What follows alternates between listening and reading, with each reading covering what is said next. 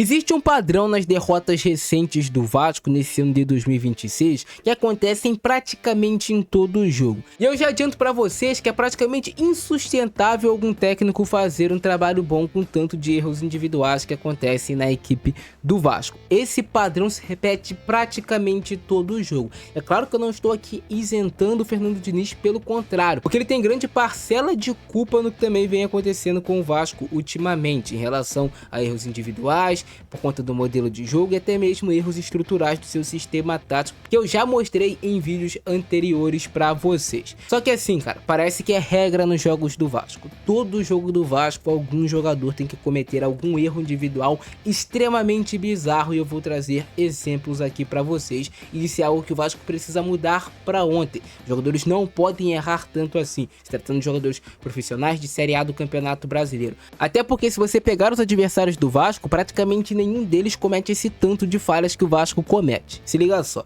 Eu quero começar destacando para vocês no jogo Vasco versus Flamengo, no qual o jogo estava 0 a 0, o Vasco estava com um homem a menos, o Barros havia sido expulso, e era um jogo que o Vasco já não jogava bem. O Flamengo era o senhor da partida e estava dominante com um jogador a mais, só que o gol marcado pelo Flamengo vem de um erro, uma falha gravíssima individual de um jogador do Vasco, no caso o Lucas Piton, no qual era uma bola fácil até dele afastar, ele poderia ter cortado essa bola para trás, ele poderia ter colocado essa bola para o lado, mas nunca ter cortado essa bola de cabeça para a entrada da área, dando total possibilidade do Carrascal acertar a finalização e marcar o gol.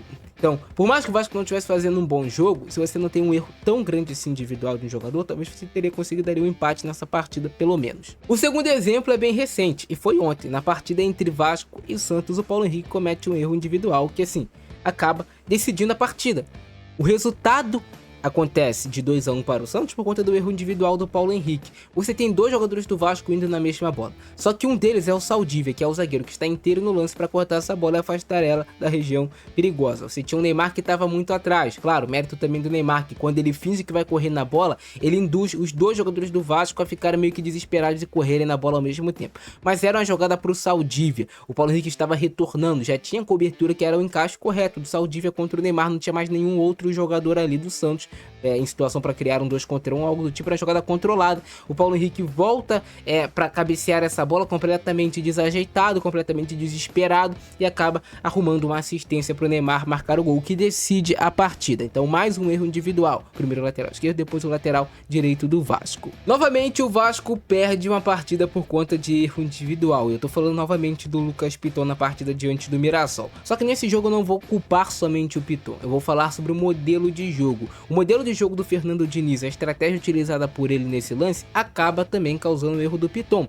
É um estilo de jogo que você vai correr risco, você tá dentro da sua área trocando passes curtos com o adversário em igualdade numérica em cima de você. Então qualquer pequeno erro que acontecer nessa região vai ser letal, e foi letal. O erro de passe do Piton acaba sendo letal e causando o gol levado pelo Vasco contra o Mirassol. Mais um jogo que o Vasco perde por conta de erro individual.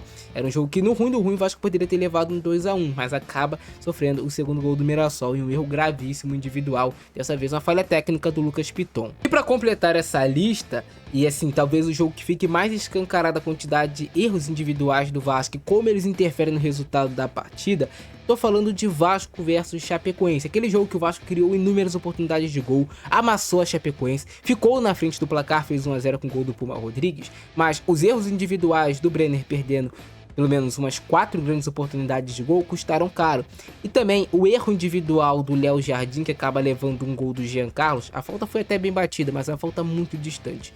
Um goleiro de alto nível de Série A do Campeonato Brasileiro, no ruim do ruim tem que espalmar essa bola para fora. O Léo Jardim não consegue espalmar essa bola, tem uma falha, um erro individual dele, que acaba custando uma vitória do Vasco no Campeonato Brasileiro. Se o Vasco não tivesse perdido tantos pontos por conta de falhas individuais dos seus jogadores, aí vai o Léo Jardim, vai o Paulo Henrique, vai o Piton, nesse Campeonato Brasileiro, nesses 4 jogos, pelo menos o Vasco estaria ali com 5 pontos, no ruim do ruim com 4 pontos nesse momento no Campeonato Brasileiro. E atualmente o Vasco tem somente 1 ponto na competição. E para completar, também uma falha que não é individual assim dos jogadores, mas é uma falha da comissão técnica do técnico Fernando Diniz, que hoje já não é mais técnico do Vasco. Mas reparem nesse gol de jogada ensaiada do Bahia, que nem foi uma jogada ensaiada. O próprio Rogério Ceni depois fala que foi algo decidido na hora pelos jogadores, que eles perceberam essa falha do time do Vasco, que é essa lacuna absurda que existe na entrada da área do Vasco em jogada de escanteio.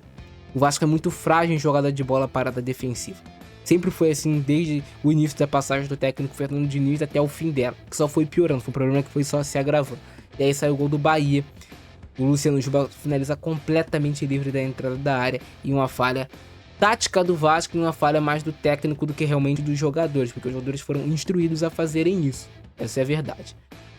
Então eu já destaquei aqui pra vocês várias falhas individuais. Tiveram outros erros também, tiveram outras falhas ainda em 2026, mas eu peguei essas daqui só pra destacar pra vocês. E isso é um padrão que acontece no Vasco.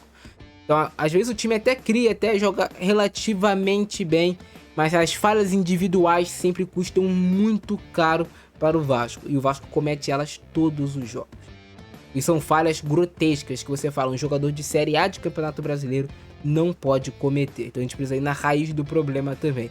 Tem falhas estruturais taticamente do Vasco, de encaixe de marcação-pressão, de encaixe de marcação em bloco médio, de como os jogadores vão marcar a bola parada e tudo mais, só que também tem falhas dos próprios atletas com erros que são muito bobos. E é isso. Quero saber se vocês compartilham da minha opinião. Eu fico nessa, abração do Francesco, nós fui.